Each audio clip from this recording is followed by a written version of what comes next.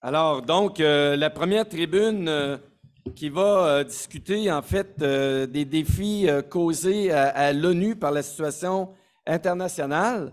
Alors, on a le modérateur qui est M. Philip O'Brien qui est là. Et donc, M. O'Brien, on vous laisse la parole pour la prochaine heure pour en fait, améliorer nos connaissances sur le sujet en question. Merci bien. Merci beaucoup, M. Giguère. Bonjour à tous et à toutes.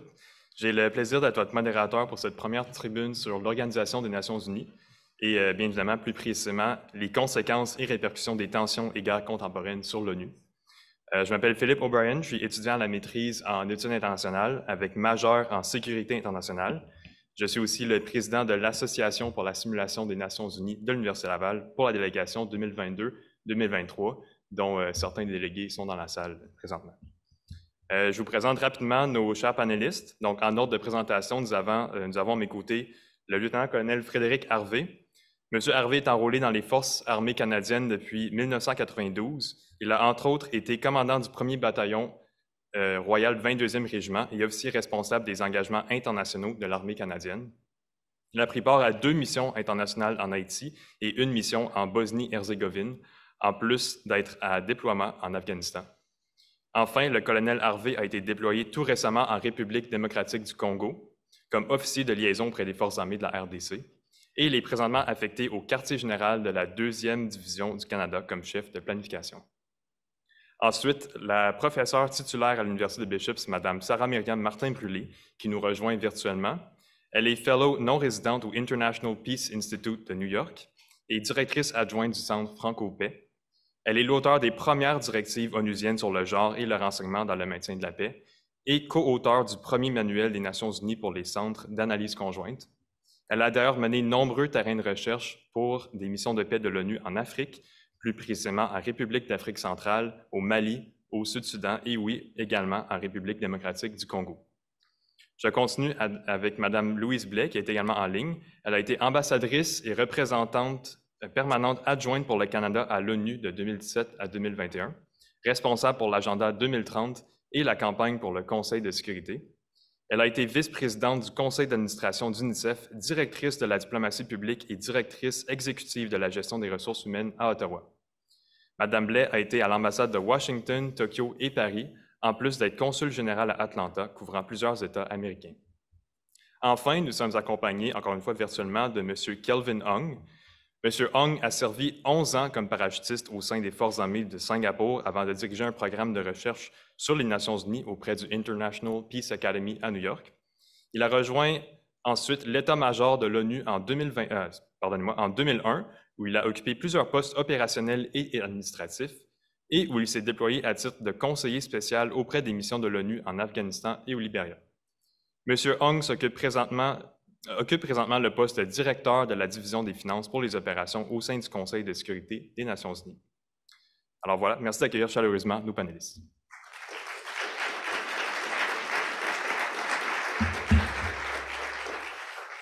Donc, chaque panéliste va nous faire une présentation environ 10 minutes de leurs propos et leurs expériences en lien avec le sujet. Par la suite, en espérant avoir le temps, les panélistes vont pouvoir répondre à quelques-unes de vos questions. Sans plus tarder, commençons avec vous, colonel Harvey. Je crois que votre expérience récente au Congo pourra nous éclaircir concrètement sur les défis que les conflits modernes posent sur les opérations de paix de l'ONU. Bref, colonel, je vous cède la parole. Oui, merci. Je ne sais pas si la présentation est disponible. Si on peut la projeter, s'il vous plaît. Voilà. Alors, bonjour à tous. Merci de me donner l'opportunité de vous parler. À tous les Congolais qui nous écoutent, s'il y en a, Mbote Nabino, Ndeko Nangai. Bien humblement que je suis ici devant vous ce matin là, pour vous partager 4 leçons que j'ai tirées personnellement de mon expérience avec la mission des Nations Unies. 4 leçons qui ont trait à l'utilisation des forces dans le contexte des missions des Nations Unies. 4 leçons qui, bien humblement, je vous transmets là, sans prétention de vous apprendre quoi que ce soit. Et si je m'adonne à vous apprendre quoi que ce soit, ben tant mieux. Je vais utiliser le conflit au Congo comme toile de fond pour mettre ces leçons-là en exergue, puis ça va me permettre de les articuler un peu mieux devant vous, parce que c'est mon expérience la plus récente. Donc, c'est quelque chose qui est que je suis confortable. C'est un sujet à laquelle je suis confortable d'aborder. Donc, on va passer à la prochaine diapo, s'il vous plaît.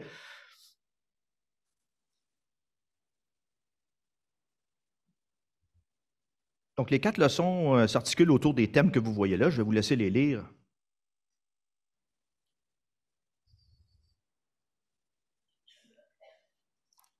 Et je vois que les lèvres de mon collègue Perrault ont arrêté de bouger, alors on va passer à la prochaine. OK. La guerre du Congo. La guerre du Congo, c'est une guerre qui perdure depuis 2000, mais qui puise ses origines dans des conflits encore plus anciens. On parle de la guerre du Congo de 98, de la guerre du Congo de 96 et même, jusqu'à un certain point, le génocide rwandais de 1994. C'est le conflit le plus meurtrier du 21e siècle à ce jour. 5,4 millions de victimes. C'est un conflit qui s'étend à l'est du Congo, dans une région qui couvre les provinces de l'Ituri au nord jusqu'au sud Kivu au sud, qui s'étale peut-être un peu aussi dans le Tanganyika. C'est un conflit qui, si on regarde la taille géographique, s'étend sur une zone qui représente à peu près la dimension de la péninsule italienne. Dans cette zone-là, on retrouve des gisements de minerais qui sont absolument légendaires. Donc, il y a des intérêts qui sont là. On retrouve également la confluence de certains peuples qui vivent pas souvent en harmonie, malheureusement. 122 groupes armés actifs qui combattent chacun pour leurs propres raisons, qui sont dans cette zone-là. C'est un conflit également qui met en œuvre et qui implique des puissances régionales des pays alentours qui veulent gagner en importance dans cette région-là. Et on nomme l'Ouganda, Rwanda, le Kenya, la Tanzanie. On va parler de l'Afrique du Sud un peu plus tard. Il y a des intérêts des puissances, la Chine, les États-Unis, évidemment, les anciennes puissances colonisatrices. Et vous avez des groupes armés dans cette zone-là qui ont des liens avec le terrorisme mondial. C'est le cas notamment de l'ADF, qui a des liens avec Daesh. Donc, une belle brochette de défis, un conflit extrêmement complexe. Et là, imaginez-vous qu'on prend ce conflit-là puis qu'on parachute par-dessus ça une mission de l'ONU qu'on appelle la MONUSCO. La mission de l'ONU se décline habituellement en plusieurs volets. Il y a un volet civil d'abord. Là, on parle d'agences qui traitent de toutes sortes de sujets tels que les droits de l'homme, les réformes judiciaires. On parle d'un volet policier où on appuie la police locale pour devenir meilleure. Et évidemment, un volet militaire, les fameux casques bleus. Et ça m'amène à ma première leçon. Prochaine.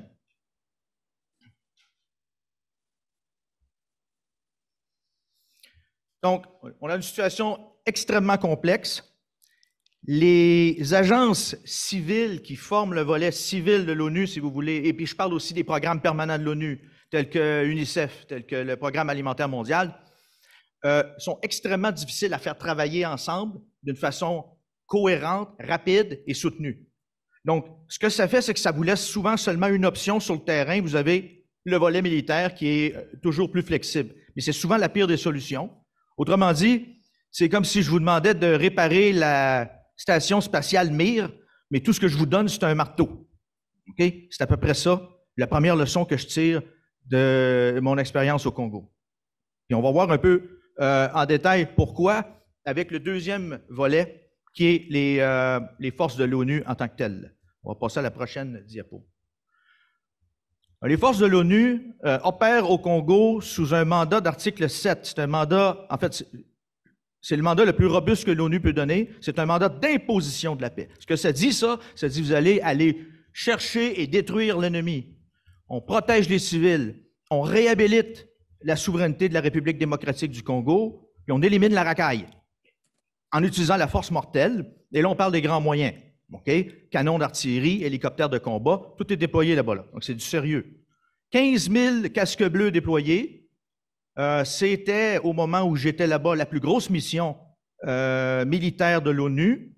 Et les pays principaux fournisseurs de troupes, vous les avez là, j'ai mis les petits dessins de leurs drapeaux. Là, je vais faire comme le Journal de Québec du samedi, là. Je veux dire, regardez l'image suivante et trouvez les 8 erreurs. D'abord, on voit l'Afrique du Sud, qui, comme je le mentionnais, est un pays qui a des aspirations, disons, locales, là, qui veut être une puissance locale dans ce coin-là, donc qui tente de s'affirmer, donc qui participent à cette mission-là, donc ils ne sont pas là disons, de bonté de cœur. Les Tanzaniens, qui sont des voisins du Congo, donc on peut s'imaginer qu'ils ont eux aussi les doigts dans la tarte. Vous avez l'Inde, le Bangladesh et le Pakistan, les 3 plus grands donateurs de troupes de l'ONU. Ils participent à presque toutes les missions, toujours en grand nombre. Et je ne vous expliquerai pas les raisons pourquoi, mais ce n'est pas par humanisme. Ensuite, on a nos chers Chinois qui sont là également. La Chine, qui, vous le comprenez, a des intérêts énormes au Congo, ne serait-ce que par la présence de gisements, notamment de terres rares. 90% des ressources, comment on appelle ça, des réserves connues de terres rares se situent au Congo, donc fabriquer téléphones cellulaires, tout ce que vous voudrez, là. Donc, la Chine a des intérêts énormes dans ce coin-là. Et vous avez les 2 petits élèves tannants dans le fond de la classe qui dérangent le reste du groupe. Et j'ai nommé l'Ukraine et la Russie, qui fournissent notamment des hélicoptères de combat. Alors, vous pouvez vous imaginer, puis là, j'insulte votre intelligence avec le prochain point, là. C'est difficile à coordonner tout ça. Essayer de faire travailler des Indiens et des Pakistanais, c'est un beau défi. Hein? Tous ces pays-là sont réfractaires au risque. N'allez pas croire que parce qu'on leur donne un mandat d'article 7 où ils ont le droit d'aller attaquer l'ennemi sans restreinte, qu'ils vont vouloir perdre des soldats pour la cause du Congo, là. Alors, on comprend vite qu'ils sont très timides. Ils sortent de leur camp seulement lorsqu'il le faut. Ils patrouillent les routes, mais s'aventurent très peu profondément dans la jungle, là où les rebelles sont actifs. Donc, c'est un peu d'essayer de pousser, là, un spaghetti mouillé, là, de faire activer des opérations offensives avec ces gens-là. D'ailleurs, les troupes qu'ils envoient ne sont pas entraînées du tout au combat en jungle. N'allez pas croire qu'on envoie des experts. Par exemple, la brigade pakistanaise qui était là était, juste avant son arrivée au Congo, déployée dans le glacier du Siachen, au nord dans le Cachemire. Donc, rien à voir avec la jungle congolaise. Ils sont arrivés là complètement démunis et dépourvus pour le type de conditions dans lesquelles ils allaient opérer. Capacité de projection limitée, sont souvent en véhicule, restent sur les routes. Puis, tu sais, c'est ça. Donc, ils veulent pas trop se mouiller. Puis, il faut comprendre que tout ça découle du dernier point qu'il y a sur la diapo. C'est que chaque pays qui participe à une mission de l'ONU arrive là-bas avec les prérogatives de son pays, de son commandement local. Donc, oui, c'est beau, on va aller là-bas, on va suivre les ordres de ce que l'ONU nous dit de faire. Cependant, on va faire valider chaque ordre par notre gouvernement local. Donc, on ne pouvait pas tasquer la brigade indienne à faire des opérations sans que ce soit validé par New Delhi. Et puis là, il impose toutes sortes de limitations. Ah, les Bangladeshis ne sortent jamais le vendredi. Ah, les Indiens ne travaillent pas le week-end. Ah, nous, on va seulement sortir lorsqu'on a le vent dans le dos. Il y a toutes sortes de limitations comme ça qui font que ça ralourdit le processus d'utilisation de ces troupes-là. Puis là, je suis en train de vous dire tantôt que c'était ce qu'on avait le plus flexible sur le terrain, là, fait qu'imaginez. Alors, deuxième leçon, prochaine. Les États membres qui fournissent les troupes ne sont pas là par bonté de cœur, mais plutôt par leurs intérêts nationaux. Puis ils ont parfois peu d'incitation à mettre fin au conflit. Là, je vous ai mis une petite photo du bataillon d'ingénieurs chinois. Bataillon d'ingénieurs spécialisé dans la construction, réfection de routes et de ponts. Ils font un excellent travail. Cependant, ils mettaient beaucoup d'efforts sur certains tronçons de routes congolaises. Beaucoup d'efforts sur certains tronçons de routes congolaises j'ai pas de preuves, là, mais je pourrais peut-être vous gager, mon vieux d'eux, que ça convient fortement aux intérêts miniers chinois. La façon les routes qui étaient refaites étaient probablement celles qui faisaient l'affaire de Beijing. Alors ça illustre un peu le point. Peut-être je vous lance la perche, messieurs, mesdames, les académiciens, peut-être un sujet de recherche. Mais donc c'est ça. C'était la deuxième leçon que je vous invite à tirer de ça. Dernière leçon, là je vais passer vite. Les mandats sont peu flexibles. On va revenir à la précédente. Okay, il est arrivé trois événements majeurs durant le cadre de la mission. D'abord, il y a eu l'arrivée des forces ougandaises sous l'invitation des Congolais qui sont rentrés dans le Nord Kivu septentrional en novembre 21. Donc, on a rajouté un joueur comme ça avec qui on n'avait ni le mandat ni le droit d'aider, de bloquer, de coordonner, puis il ne voulait pas nous parler. Alors, ça complique les choses. La guerre en Ukraine qui a paralysé le Conseil de sécurité pendant un certain temps, et ça s'est adonné que c'était pendant, évidemment, le soulèvement du fameux M23, supporté par le Rwanda. Et là, il y était toute la question d'implication des militaires rwandais sur le territoire congolais, pour lequel on n'était pas capable de réagir parce qu'on n'avait pas les autorités nécessaires de l'ONU. Alors, dernière leçon, et je vais terminer là-dessus. Les mandats de militaires de l'ONU sont souvent réactifs, puis ça bouge toujours plus vite sur le terrain qu'à New York. Puis là, je vous laisse en caméo avec la face du général Dallaire et en vous disant, bien, ça vous rappelle-tu quelque chose, ça? Voilà. Alors, c'était les 4 leçons que je voulais vous exposer ce matin. Merci de m'avoir écouté.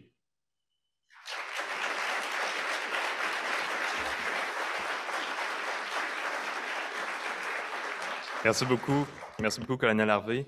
Vous avez amené une perspective très concrète, très frappante. Je pense que je peux parler pour l'ensemble du public, avec votre expérience en RDC et vos leçons qui ont très bien détaillé les obstacles auxquels l'ONU doit faire face sur le terrain dans les conflits modernes.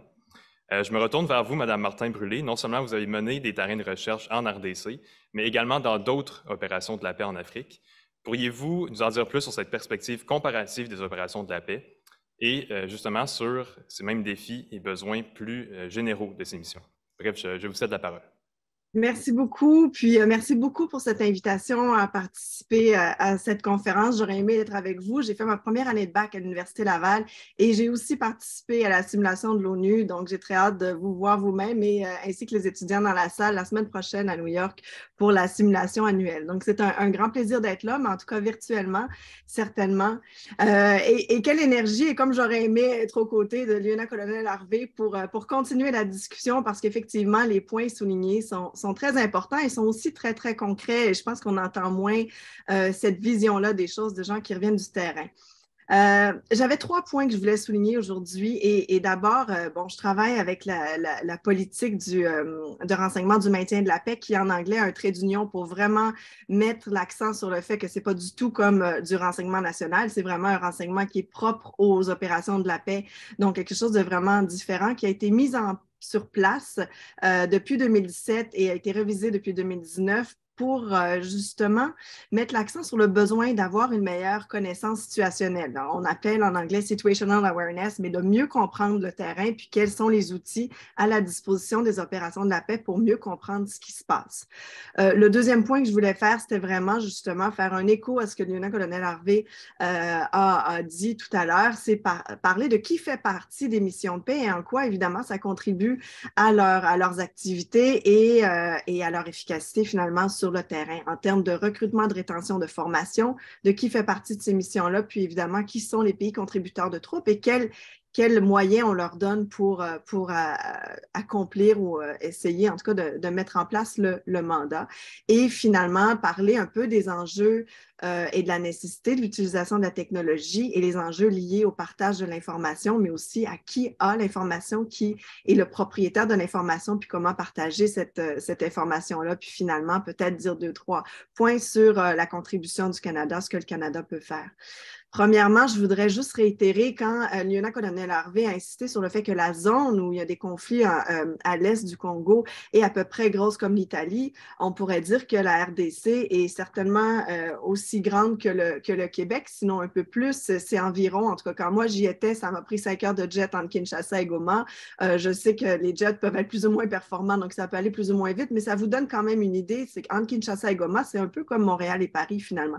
Donc, c'est très, très loin. La plupart des missions de paix ont lieu dans des territoires avec évidemment un manque de routes, un manque d'infrastructures, une végétation aussi qui est variable, que ce soit le désert ou la jungle. Mais bref, c'est très, très difficile d'aller dans plusieurs régions. Et ça nous dit, les étudiants en sciences politiques qui sont dans la salle, vous rappellerez certainement de toutes vos leçons sur la projection de la puissance, mais aussi la projection de la gouvernance. Ça veut dire qu'il y a souvent un gap, un fossé entre les capitales, puis la façon dont les capitales peuvent gouverner sur les parties les plus lointaines de leur pays.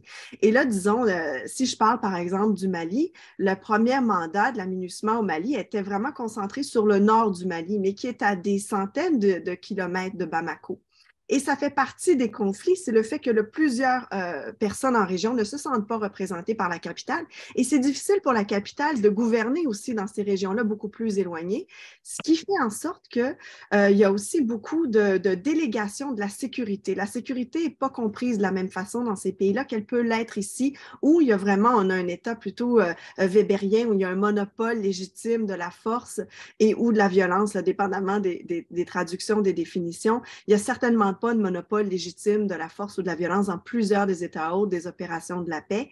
Et au contraire, c'est un agencement, un arrangement de plusieurs institutions de sécurité parallèles et souvent, l'État va déléguer à des communautés leur propre défense, ce qui fait en sorte que même la notion de protection, la notion de sécurité est comprise très différemment par les intervenants de l'extérieur, comme l'ONU, mais comme d'autres opérations de la paix, puis comme d'autres États intervenants, et comme le gouvernement l'entend, et comme la population peut l'entendre aussi. Donc ça, c'est certainement un grand défi pour les opérations de l'ONU qui ont aussi à opérer dans des conditions météorologiques extrêmes, changeantes. Je pense que ça a été mentionné au début de la conférence, hein, l'impact des conditions climatiques.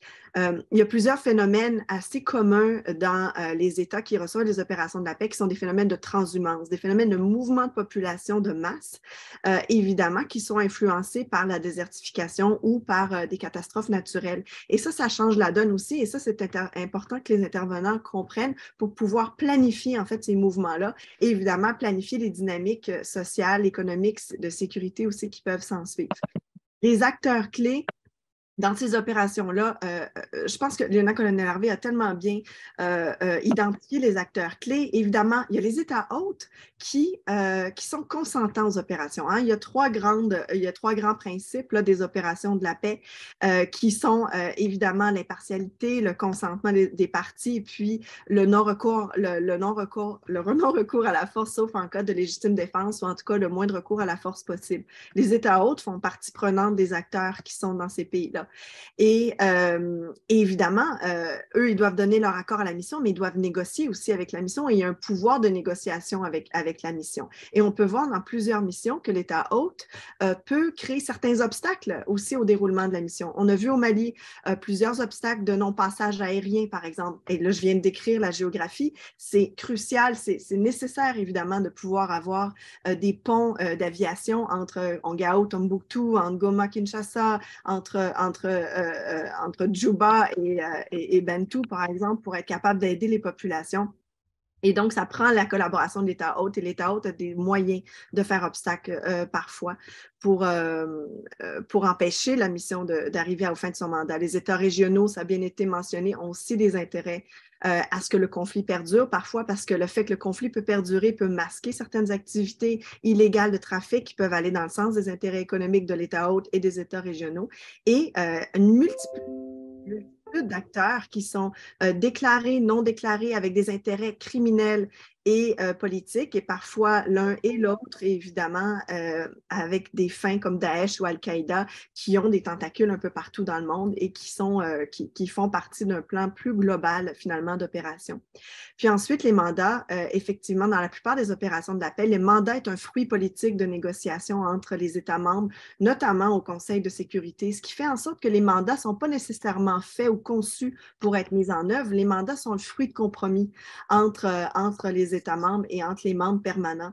Ce qui fait en sorte qu'on peut avoir des mandats avec des tâches qui peuvent être une centaine de tâches à accomplir. C'est très difficile d'évaluer le succès d'une mission de paix en raison de la complexité des mandats et aussi que les mandats sont faits pour être irréalistes parce qu'ils ne sont pas faits pour être mis en place, ils sont faits pour être un compromis politique. Et évidemment, des capacités limitées des États qui sont contributeurs de troupes et aussi l'écart entre les capacités déployés et qui déploient beaucoup de troupes sur le terrain sont des pays qui ont moins de moyens financiers et les pays qui ont plus de moyens financiers déploient moins de troupes et des troupes souvent qui sont, le lieutenant-colonel Harvey l'a bien mentionné, puis effectivement c'est un gros problème, mal équipé, mal formé évidemment, ce qui fait mal entraîné, disons, c'est certainement un problème sur l'efficacité opérationnelle et les types de menaces qui sont très différentes maintenant, qui amènent des nouveaux moyens mais qui créent un flou juridique d'intervention aussi.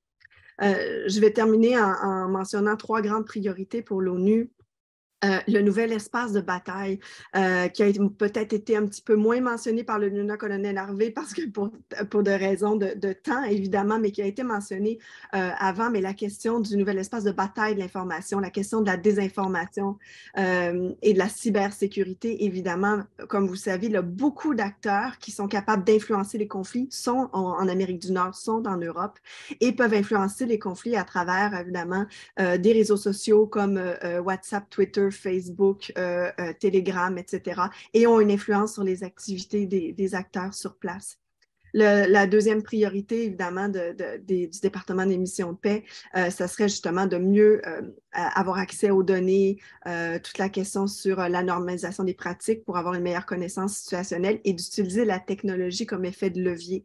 Donc, comment encadrer l'utilisation des drones, des armes non létales, des satellites. Mais ensuite vient la question de dire, quand on a ces données-là, à qui appartiennent ces données, qui doit les partager, puis comment faire des partenariats avec les États membres, mais aussi avec des compagnies, avec des industries. Je pense à Maxar, par exemple, sous quelles conditions, avec des États membres aussi qui ont les capacités d'aider les missions de paix, mais qui ne veulent pas révéler leur façon de faire non plus pour des raisons de sécurité nationale et même internationale.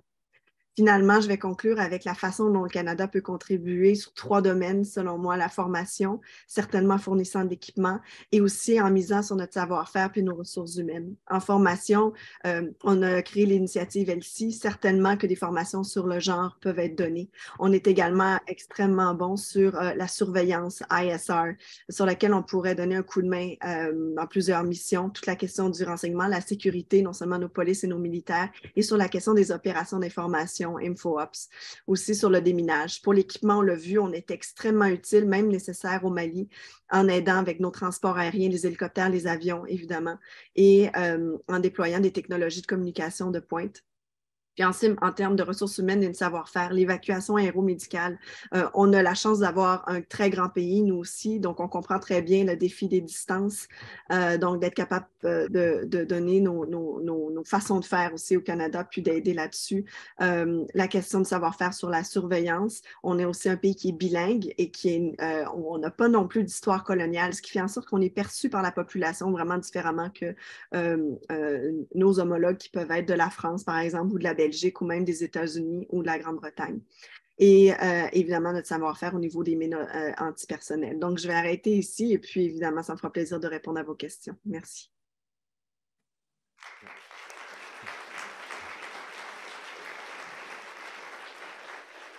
Merci beaucoup, Madame la professeure Martin-Brûlé. Vous avez fait part de problématiques qu'on parle très peu, j'ai l'impression, l'étendue géographique des conflits, les enjeux de négociation et les obstacles posés par les pays hôtes. Bien sûr aussi, la transformation de l'espace de bataille est un enjeu très important qui vient avec les conflits modernes. Maintenant, je me retourne vers vous, Madame l'ambassadrice Louise Blais. Vous avez une expérience riche en tant que diplomate au sein même de l'ONU. J'aimerais peut-être vous entendre parler sur justement comment les conflits modernes, voire la guerre en Ukraine, ont impacté le côté diplomatique et des négociations qui sont au cœur de l'organisation. Donc, pour 10 minutes, Madame Blais, je vous cède la parole. Je vous remercie beaucoup, Monsieur le modérateur. Je suis ravie et même fière de partager ce panel avec des panélistes si distingués. Merci de l'invitation. Moi, je vais vous amener par la main à New York et vous parler un peu de la réalité sur le terrain lorsqu'on est diplomate, mais je vais plutôt vite mettre la table sur vraiment concentrant sur le conflit, l'invasion russe de la Fédération russe en Ukraine et l'impact que ça a sur les pourparlers et les discussions à l'ONU. Effectivement, l'implication directe d'un membre permanent dans un conflit armé majeur, ben, ça a encore aggravé le blocage qu'on peut avoir au Conseil de sécurité qui existait depuis quand même déjà plusieurs années, voire décennies. On peut, depuis l'invasion russe, aucune mission de protection des civils, aucune sanction, aucune résolution même adoptée par consensus par rapport au conflit au sein du Conseil de sécurité. Effectivement, on se rappelle, les Russes ont débuté leur invasion le 24 février 2022, au moment même où la Fédération russe avait la présidence du Conseil de sécurité. C'était quasiment timé, si on peut dire. Et Et les conséquences de ce conflit vont en fait même au-delà des résolutions, des pourparlers, des discussions. Je vais y revenir sur le conflit. Un tiers des 50 résolutions adoptées dans ces 276 séances publiques en 2022 ont été faites à l'unanimité. C'est une proportion sans précédent. Tout a été tourné en rapport technique, faute d'accord entre les membres.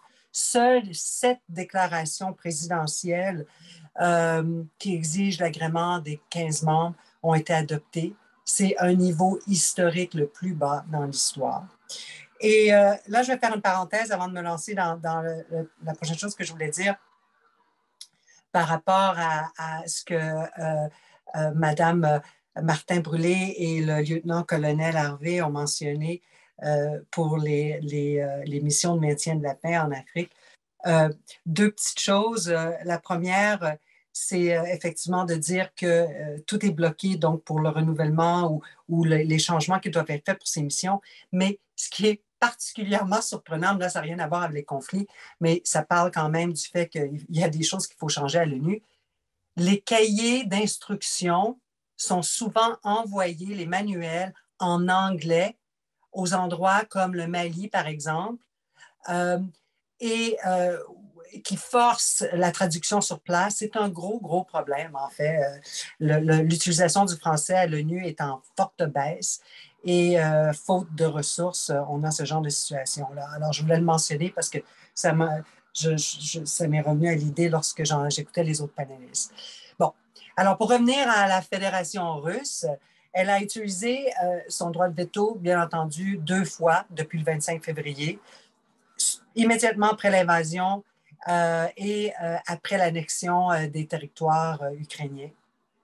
Et 2 projets de résolution russes, eux, ont amené de façon, on peut dire, très cynique pour l'aide humanitaire, un relié aux allégations de violation de la Convention sur les armes biologiques. Ben, ils ont été, bien entendu, rejetés, bien évidemment, par les autres membres. La Chine a joué un peu des 2 côtés, je n'irai pas dans les détails. Il y a eu 43 séances publiques consacrées à la situation en Ukraine. C'est un nombre record. Mais ça n'a rien donné. Ce n'est que du théâtre. On s'échange des bêtises carrément, mais rien n'avance au sein du Conseil de sécurité.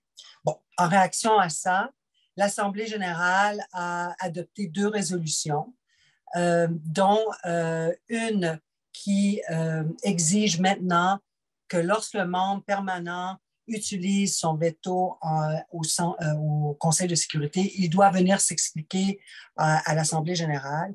Et plus récemment, le 2 mars, il y a eu la résolution qui carrément condamnait l'invasion russe. Elle a reçu 141 voix et que plusieurs abstentions ou de personnes qui étaient tout simplement pas dans la salle, peut-être à la salle de bain, mais 5 non. Seulement. Donc, quand même, c'est tout à fait symbolique. Ce sont des résolutions non contraignantes, mais qui démontrent à quel point l'Assemblée générale est perturbée par le manque d'action au sein du Conseil de sécurité.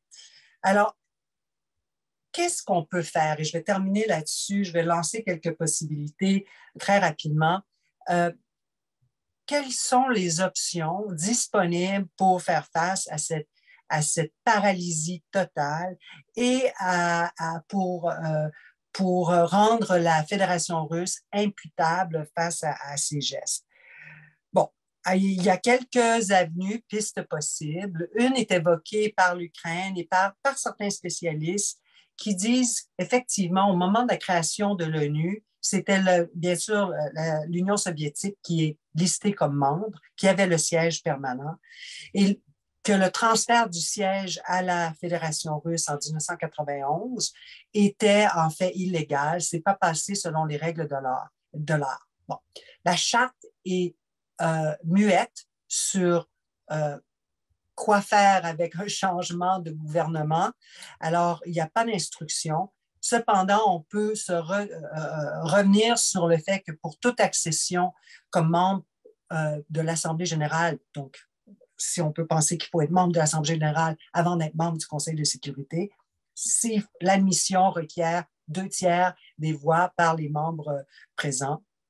Alors, cette mesure-là n'a pas été suivie. On était à l'époque de Glasnost, on avait vraiment l'impression de la libéralisation de l'Union soviétique et on voulait faire ce geste. Donc, ils ont hérité du siège. Mais il reste que depuis cet héritage, en 1991, la Fédération russe a utilisé son droit de veto 29 fois et plus peut-être.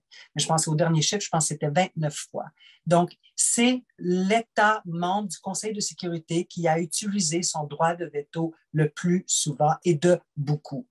Maintenant, à part cette piste, parce que ce que les Ukrainiens avancent, c'est que, en fait, la Fédération russe a annulé cet accord en 1991 d'obtention du siège parce qu'elle va à maintes reprises contre les valeurs et le droit les valeurs de l'ONU et le droit international. L'autre, c'est l'article 27. Et l'article 27 est peu utilisé.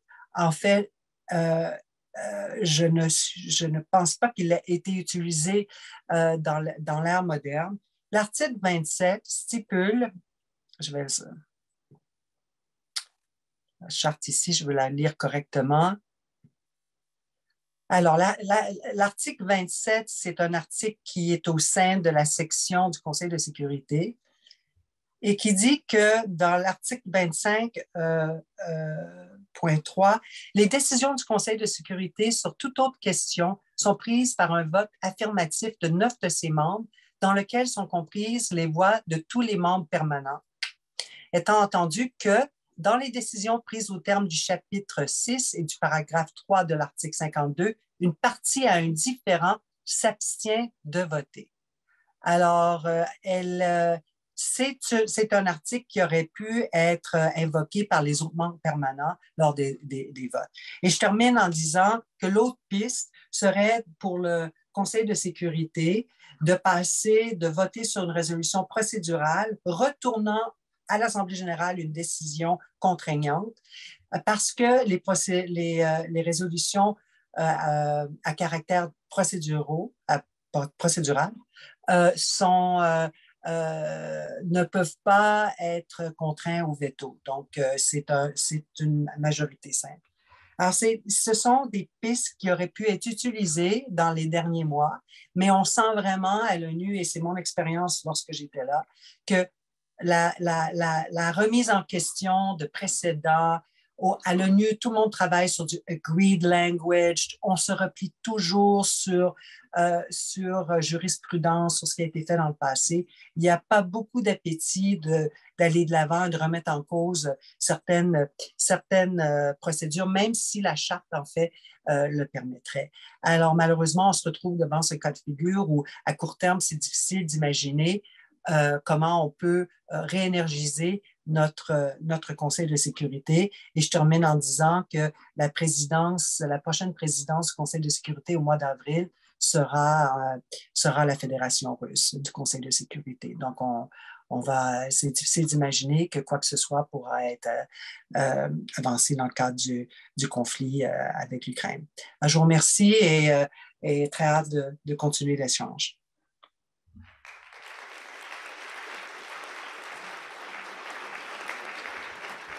Merci beaucoup, Mme Blais. C'était assez révélateur de discuter un peu plus de ce qu'il se passe à New York en réponse au conflit moderne, et particulièrement en Ukraine, avec bien sûr une analyse intéressante de la controverse entourant le droit de veto et comment les États membres et le Conseil de sécurité peuvent répondre à la paralysie de l'ONU.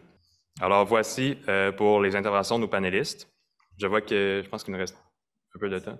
Oui, il nous reste 5 minutes pour des questions. Alors allez-y, vous pouvez interpeller un ou plusieurs des panélistes pour répondre à vos questions si vous le souhaitez. Oui, allez-y. Bonjour, moi c'est Siméon Roland, je suis étudiant en doctorat à l'École supérieure d'études internationales. Ma question s'adresse au colonel Harvey. Quel est finalement le capital de confiance de la MONUSCO et subséquemment des institutions internationales au Congo à la lumière de l'achoppement des intérêts qui bloquent une action collective de sécurité. Je fais le parallèle avec la mission Barkhane qui a été débarquée au Mali. Est-ce qu'on ne court pas le risque finalement également au Congo où un jour les Congolais vont se lever, vont dire, comme on a dit à la force Barkhane, on n'en veut plus, en souscrivant aux théories du complot? Merci beaucoup. Merci pour votre question, M. Siméon. D'abord, le processus de retrait de la MONUSCO, bon, je ne l'appellerai pas processus de retrait, le processus de transition, c'est le nom officiel que ça a, est commencé. J'ai participé au pourparlers entre la MONUSCO et le gouvernement congolais, puis il est question qu'on retire la MONUSCO. D'abord, il y a une perte de confiance généralisée, ça on le constate, il y a le sentiment anti-MONUSCO qui est omniprésent, on l'a constaté lors des dernières manifestations à Goma, là, on a vu même eu une perte de vie. Là. Donc, les Congolais en ont ras-le-bol de voir les forces de l'ONU chez eux sans pourtant voir de résultats. Mais je pense que est-ce qu'il y aura une rupture nette comme on a vu au Mali ou un départ là, à l'anglaise là, où on file dans la nuit et on vous fout à la porte? Je ne pense pas que c'est l'intention que les Congolais manifestaient au moment où j'étais là. Mais ce que je peux vous dire, c'est que le gouvernement congolais comprend également les avantages qui venaient avec l'ONU et ce qu'il disait dans les pourparlers, il disait, bon, on veut que la MONUSCO, si elle s'en va pas, ben, qu'elle mute en quelque chose d'autre. Et on veut absolument garder les programmes permanents, le programme alimentaire mondial et ces choses-là. Donc, je vous dirais qu'on n'assistera peut-être pas, selon ce que j'ai cru comprendre au moment où j'étais là, on n'assistera pas à un départ précipité puis à un coup de pied qui va mettre la MONUSCO à la porte. Je ne sais pas si ça répond à votre question, monsieur. Dernière question. Allez-y, monsieur. Bonjour, Jean-Guy Lévesque, lieutenant-colonel à la retraite. En fait, ce que j'ai entendu ce matin dans vos présentations, c'est l'inefficacité, je dirais, légendaire des Nations unies. Si je me souviens de la présentation du général Dallaire et de celle du général sur, bien entendu, le Rwanda, celle du général Roy sur la Mauritanie, tous les deux ont eu les mains liées avec tout le travail qu'ils ont eu à faire. En fait, ils n'ont pas pu intervenir comme ils auraient dû. En fait, dans le cadre de la guerre en Ukraine, tous les jours, des Ukrainiens meurent. 8 pays, 8 nations différentes qui ont intervenu, qui sont présentement au Congo. Pourquoi est-ce qu'on n'aurait pas pu avoir une brigade, voire division multinationale, débarquer en Ukraine pour régler le conflit? Parce que ça n'a pas d'allure que ça continue comme ça. Je sais qu'au niveau du Conseil de sécurité, il y aurait eu une levée de bouclier énorme des Chinois et des Russes, mais à un moment donné, les règlements de l'ONU doivent, comme Mme Blais le mentionnait, mettre de côté les gens qui sont dans le conflit pour être capable de prendre un vote qui aide le pays qui en a besoin. Alors, présentement, en tout cas, en ce qui me concerne, c'est l'inefficacité et l'échec total de l'ONU.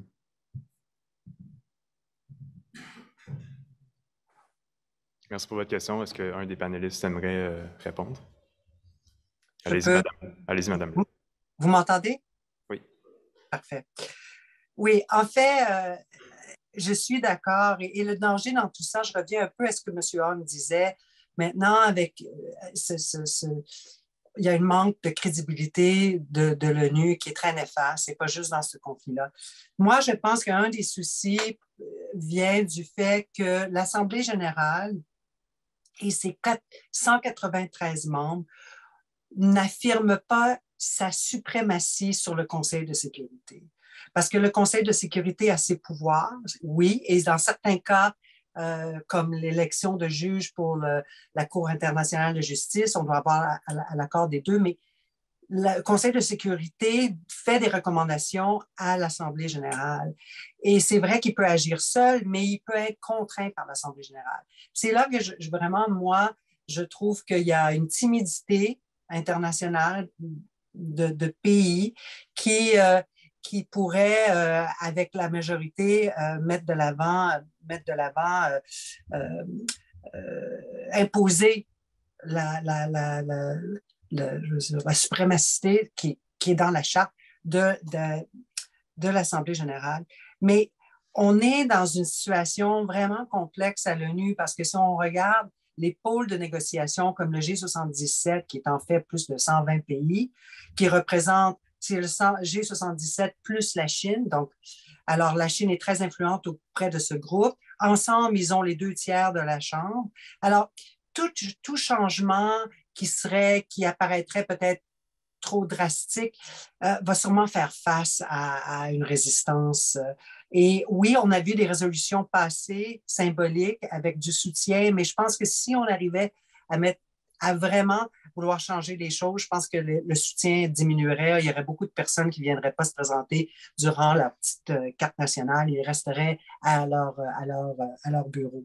Alors, c'est là vraiment que le bas blesse. Il y a eu, et là je reviens un petit peu au pôle que M. Hung disait, il y a une fracture qui se fait, il y a beaucoup de discussions en coulisses qui ne sont pas en faveur justement nécessairement de revenir avec ce qu'on disait the world order of the past. Alors, c'est là qu'on en est aujourd'hui et malheureusement, moi, à court terme, je ne vois pas vraiment de libération de cette empreinte que le Conseil de sécurité s'est doté. Et juste peut-être en terminant, je sais qu'on manque de temps, mais dans l'histoire des Nations unies, on a fait donner plus de pouvoir aux pays permanents du Conseil de sécurité qu'ils en avaient dans la Charte.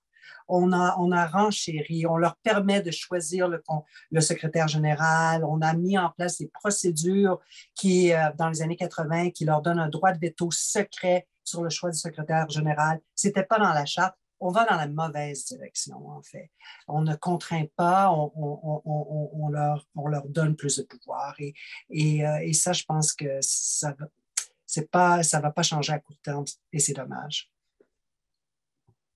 J'aimerais dire juste 2 mots aussi, juste pour renforcer le point de M. Hung, de dire que l'alternative, quelle serait l'alternative si l'ONU n'était pas là?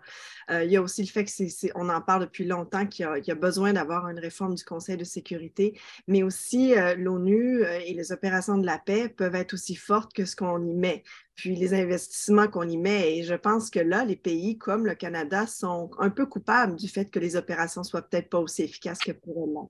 Je pense que des pays aussi bien formés que le Canada, même si on manque de ressources humaines en termes des forces armées, on a la démographie de nos forces régulières, évidemment, rapetisse, malheureusement, mais il y a plusieurs façons de contribuer. Et je pense qu'on a une responsabilité au Canada de faire en sorte que les opérations soient beaucoup plus efficaces avec notre savoir-faire. Et ça reste des forums de négociation qui sont irremplaçables, étant donné que ça réunit tous les pays au monde. Donc, j'essaie d'avoir une petite note optimiste quand même pour nos étudiants qui sont dans la salle et qui vont représenter l'organisation également la semaine prochaine. Je pense que l'ONU est quand même un outil important. Ça reste un outil et ça serait un outil dont les pays comme le Canada devraient mieux utiliser également. Merci beaucoup. Ceci conclut la première tribune sur l'ONU. Merci énormément aux panélistes pour votre temps et au public pour votre attention.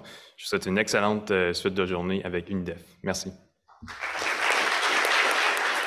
Mon projet, c'est le Bucarest 9. Là, par contre, c'est plus